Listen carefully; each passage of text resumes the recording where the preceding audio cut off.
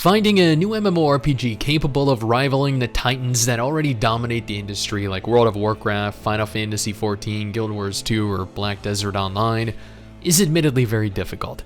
We approach every new release in much the same way, with eager anticipation that we'll get something new, something unique, something worthwhile. And for the most part, we end up ultimately disappointed, kinda like every girlfriend I've ever had. This is due to a multitude of reasons, but none more evident than the single fact that most developers just lack the creative talent to really captivate us, which is where this video comes in. I've played almost every MMO released over the last 18 years, some for a few hours, some for a few months, and some for a few years. Action MMOs, open world MMOs, narrative-driven MMOs. Today, I want to take a few minutes to discuss what I believe the best MMOs are in 2022 in each respective category. Your opinion might differ, but these games have left a lasting impression on me due to the quality of their narrative, their gameplay, their voice acting, their content, and more. These are the best MMORPGs of 2022, games that you can pick up and play immediately. Before we jump into this video though, I do want to thank all of our incredible patrons over on Patreon. You guys do not need to support Mrs. Sticks and I, but you still choose to, and trust me, it is appreciated beyond anything I can convey verbally. You guys are incredible, and admittedly, if you have a moment, follow Mrs. Sticks and I over on Twitter. We'd really appreciate that. I'm going to start this off with the best narrative. MMOs aren't really known for their deep, lore-rich worlds or their compelling storylines, and unless forced to, the vast majority of players rush to endgame, skipping the story altogether. But that doesn't mean that there aren't exceptions to this. Guild Wars 2, Star Wars: The Old Republic, and Final Fantasy XIV are all fantastic examples of this. All have extensive voice acting, worlds crafted around their story and their characters, and while Guild Wars 2 and Star Wars: The Old Republic are definitely fantastic contenders, there's just no contesting Square's monstrously scaled story. It's definitely a slow burn, forcing many players to quit the game before they truly experience the magnificence that shines through the cracks every new day you continue to play. Final Fantasy XIV ends up being a deep, complex, character-rich JRPG with a large focus on single-player elements, but requiring players work with one another to engage in larger-scale dungeons, trials, duties, and raids. I have never been as invested in the overall story in an MMO as I have been with Final Fantasy XIV. What constitutes the best combat in an MMO varies quite significantly on a per-player basis, thus I've broken this into two parts: best action combat and best tab target combat. There were 4 MMOs with exceptional action combat when 2022 began. Guild Wars 2 with a deep, complex hybrid action combat system, Black Desert Online with full action combat, Vindictus with full action combat that also utilizes environmental interaction, and Terra, which is now shut down. RIP Terra 2022. And while each game has their own respective areas that they truly excel in terms of raw action gameplay, none shines brighter than Black Desert Online. Black Desert Online has one of the largest rosters of classes in a currently existing MMO. Every class has their own unique playstyles, their own strengths and weaknesses, their own awakenings that provide extended depth. The combat is fast, is incredibly fluid, the movements of your character, the special effects. At times you might be a little bit overwhelmed, there's just so much going on screen that you'll often find yourself unable to track where you are or what you're hitting. This is made even more evident when grouped with other players or engaging world bosses. And unlike most MMOs that provide you a surplus of hotbars to keybind your abilities to, BDO is a full action game, having players memorize their button combinations. Shift plus W plus left mouse button after a successful dodge while strafing. Complex combinations like that. If you want to smack your head on your keyboard and do some flashy shit, then this is definitely your game. Most MMOs are tab target. World of Warcraft really helped bring tab target combat to mainstream MMOs, with the 2000s and 2010s being filled with carbon copy combat systems. But that doesn't mean that there aren't certain titles out there that have substantially improved systems. World of Warcraft, ArcheAge, Ion, and even Final Fantasy XIV all being prime examples of this. And while both ArcheAge and Ion have exceptional combat systems that really excel due to their focus on PvP and their depth in terms of class customization, while Final Fantasy XIV feels safe but also largely impactful during competitive content like high-tier raids. There is no MMO that has tab target combat as exceptional, as polished as World of Warcraft. Not even close. WoW's combat is by far the most fluid combat in the genre. Everything about WoW's combat is incredibly fast, very reactive, very responsive. It doesn't suffer from artificially bloated global cooldowns that make combat feel like you're standing around for 2 seconds waiting to click something. It isn't overly flashy, cluttering your screen with special effect. Well, okay, unless, of course, you're opting to take part in a large farming group in the overworld. Classes feel somewhat unique in what they can provide, which leads to a lot of diversity in terms of group composition when engaging content. This only enhances the combat. Overall, you will not find a smoother tab target combat system than you have in WoW. Even tab target MMOs released in the 2020s feel inferior. Admittedly, there aren't very many quality open-world MMOs. To clarify, I consider an open-world MMO to be a game that you can move between zones without triggering a loading screen, which means that Final Fantasy XIV, The Elder Scrolls Online, Guild Wars 2, and quite a large number of other MMOs are automatically disqualified. And while New World and Black Desert Online are both fantastic MMOs in their own right, neither are as fun, as rewarding, or as large as WoW. WoW is an MMO of monolithic proportions. Love or hate the game, disregarding various things that the devs have done wrong and continue to do wrong, the world that they have built is enormous and beautiful. The story, while largely disconnected and confusing for new players, can be quite enjoyable.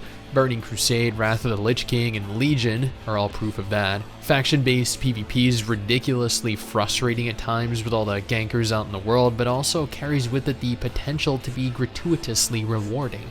Tab target combat does not get better than what is present in WoW.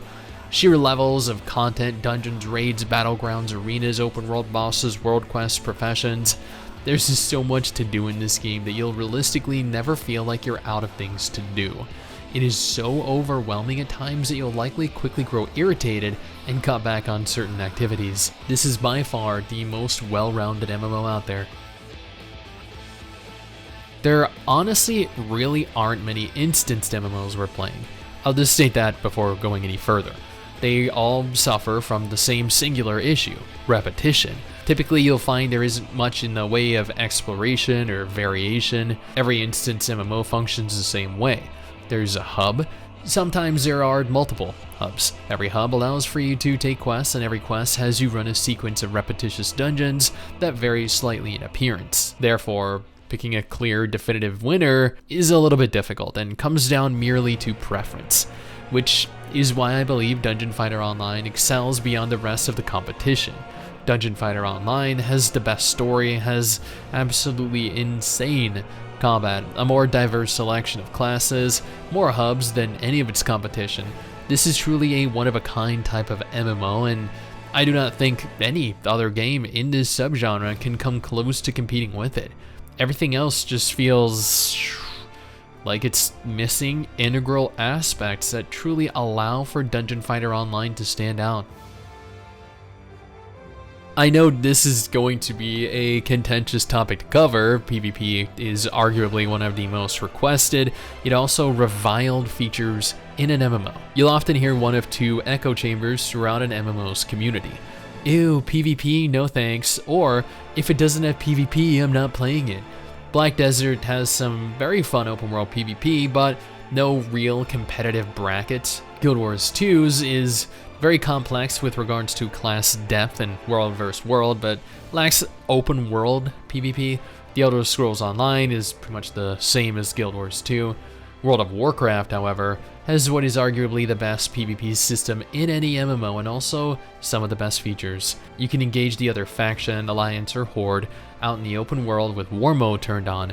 War Mode has its advantages like increased XP, allowing for faster leveling and access to PvP talents, but you can also disable it if you're frustrated getting ganked. Being able to toggle open world PvP on or off means we aren't forced to sacrifice something that we enjoy for the sake of appeasing players with opposite likes. Arenas and battlegrounds allow for more coordinated engagements. Arenas, anyway, we all know that battlegrounds are mass zergs to each point, preceded by players sitting there angrily typing at each other, projecting why we lost a fight or an objective. There's just no competition. Both Final Fantasy XIV and World of Warcraft have substantially better PvE than any other MMO. I'm unable to accurately select between which is the greater title, as they excel in the same areas, but said areas are so different to one another that they feel like entirely different modes altogether. WoW has incredible dungeons. They're not linear, they allow for you to maximize route length, maximum monster pulls, and have added difficulties like Heroic, Mythic, and Mythic Plus, all the way up to 20 if I recall off the top of my head. Final Fantasy XIV is very linear dungeons with no room for exploration or divergence. Difficulties range from normal to hard, and recently saw the introduction of variant and criterion difficulties. Both have incredibly satisfying raids. WoW has 4 bosses per raid wing and 4 raid wings total per raid tier. Final Fantasy XIV has 4 bosses per raid and 1 raid per raid tier.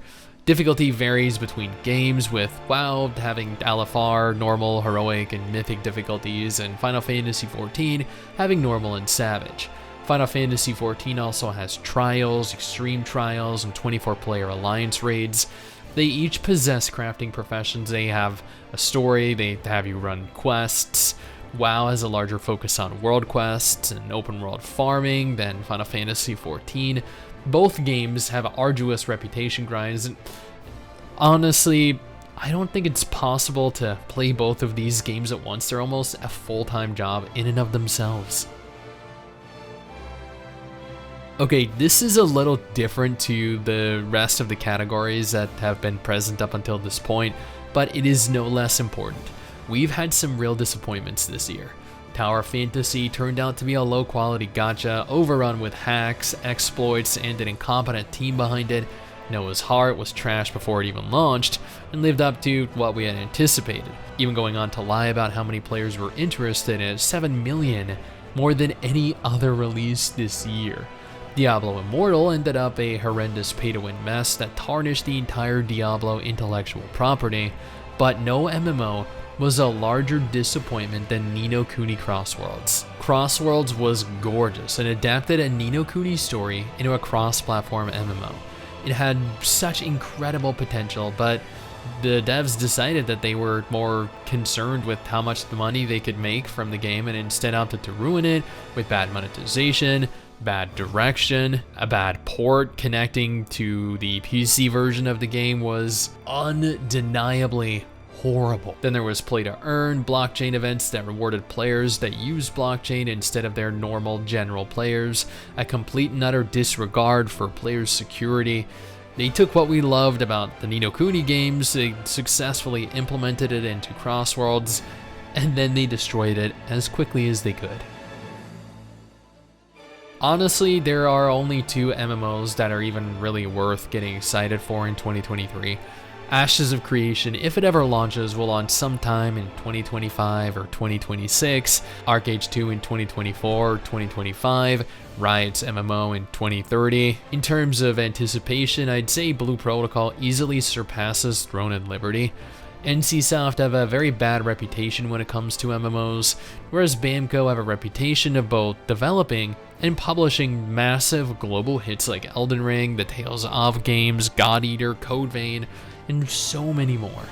Blue Protocol is a gorgeous anime MMO that utilizes action combat. Its world functions similarly to Blade and Soul or Guild Wars 2. There are short loading screens between zones, but otherwise they're largely open. Amazon Game Studios are in charge of publishing this in the West, which has garnered a bit of backlash from the community, but I feel as though the game still has a lot of potential. And that is honestly it. If you're looking for an MMO to satisfy a variety of your needs, you really will not find a better one than these here. Alternatively, if you're interested in a list of MMOs that are still slated to release this month, in the month of December 2022, I got you covered with this video on screen. Or, alternatively, a list of the best gacha games currently in 2022. These are games that you should be playing right now.